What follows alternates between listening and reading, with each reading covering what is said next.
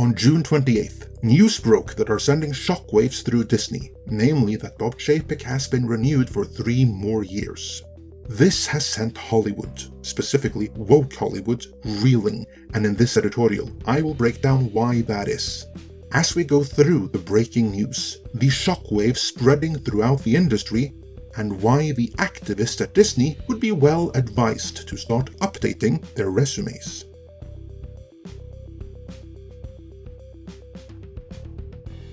The news came by way of a press release from Disney, so let's see how the most anti-Chapek of trades, Deadline Hollywood and Variety, chose to cover it.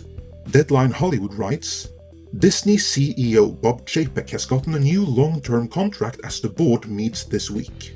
Directors voted unanimously to replace his current deal, which expires in February of 2023, with a new 3-year agreement starting July 1st. Disney was dealt a tough hand by the pandemic, yet with Bob at the helm, our businesses, from parks to streaming, not only weathered the storm, but emerged in a position of strength, said Susan Arnold, chairman of the board. In this important time of growth and transformation, the board is committed to keeping Disney on the successful path it is on today, and Bob's leadership is key to achieving that goal. Bob is the right leader at the right time for the Walt Disney Company, and the board has full confidence in him and his leadership team, the board said.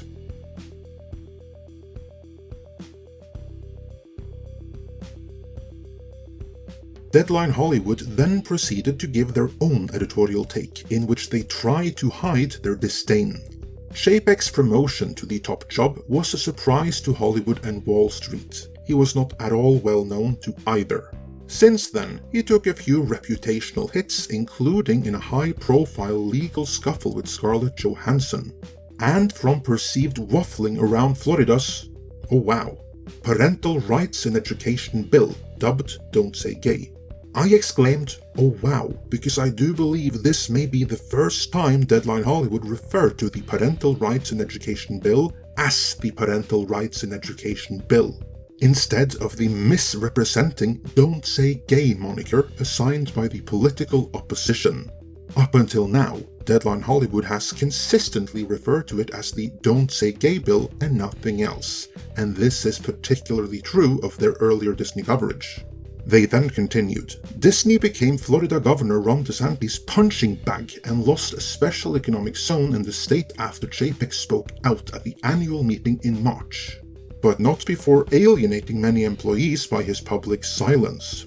The contract announced today puts to rest, at least for now, the issue of his ongoing tenure at Disney. Of course, Deadline Hollywood carefully neglected to mention that all of those disasters they tried to assign to Chapek were in fact all initiated by other parties, as we broke down as it happened. Let's move on to Variety and see what their editorial take might be. There were several missteps. Most notably when Chapek dealt with a near-staff revolt in the wake of his botched response to an anti-gay bill in Florida. This, of course, is the woke take, and the one that many in Hollywood will subscribe to. Note how Variety refers to the bill by its hyper-partisan and misrepresentative moniker, and how they refer to Chapek's response as botched. Yet that initial response was what any sane CEO would have done, namely stay out of it. Chapek initially sought to avoid entering the political fray by largely remaining silent, which enraged staffers, but ultimately came against the new law and announced a pause on political donations in Florida. That infuriated Florida Governor Ron DeSantis, who responded by abolishing Disney's self-governing district in Orlando. Actually, I don't think it was the lack of donations that did that, but hey, nice job at misrepresenting. It's also thrown Disney, a company that has often tried to avoid the culture wars, into the center of several polarizing political debates. Note how Variety is accusing Chapek of first botching it when he did the sensible thing and did nothing. But when he gave in to staffers' demands, they instantly turn around and tacitly blame him for the political blowback that ensued and everything that followed. The ones that Variety should have blamed for this are Disney staffers, or better yet, the movement against Chapek within Disney that organized the protests and walkouts in the first place. We have covered this in detail before. Leave it to an industry publication like Variety to leave out such essential details. They then bring up the ScarJo incident, again without revealing context and who was really behind that or why, or that Chapek was the one who solved it. But then they bring up the most recent thing which triggered woke Hollywood something fierce.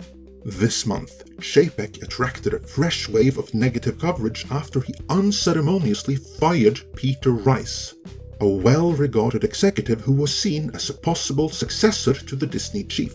That's Variety tacitly admitting that they were desperate for Chapek not to be renewed, and for the well-regarded Peter Rice to replace him.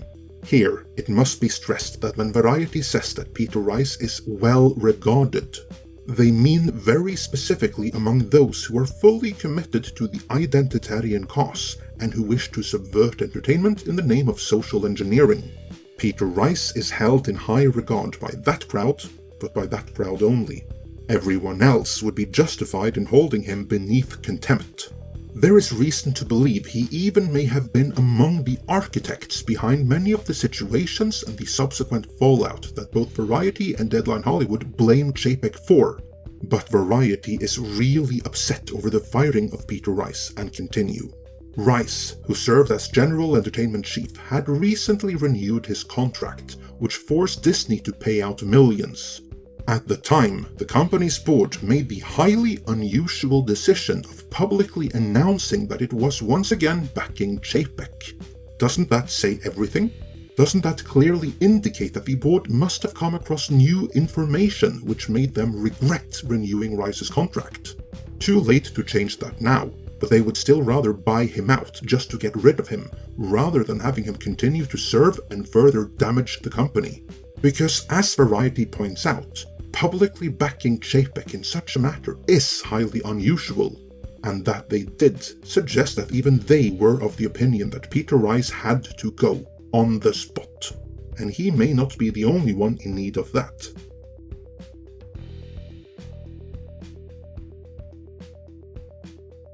As I emphasized in the beginning, the board unanimously voted to extend Chapek's contract.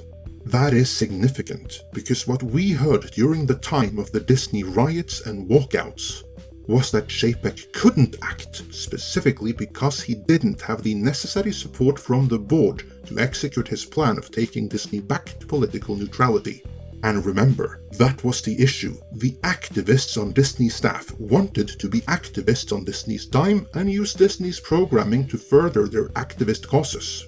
Since Chapek didn't have the board support to go against Disney's own staff, he seemingly joined them and facilitated their activism.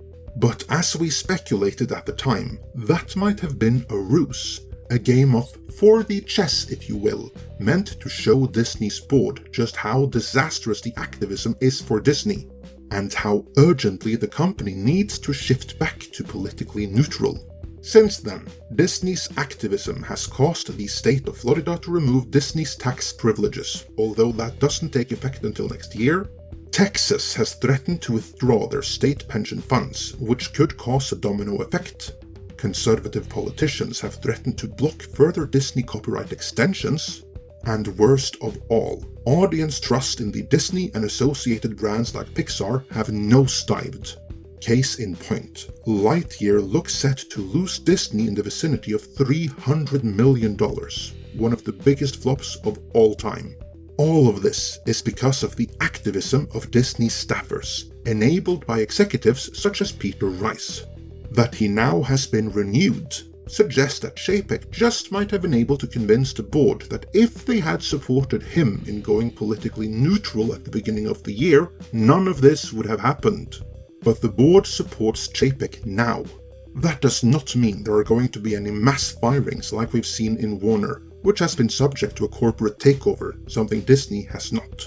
But to the activists in Disney, and woke Hollywood at large, Chapek's extension is nonetheless awful news, because it signals that the pendulum is shifting, and it will be more and more difficult to artificially keep it where it is.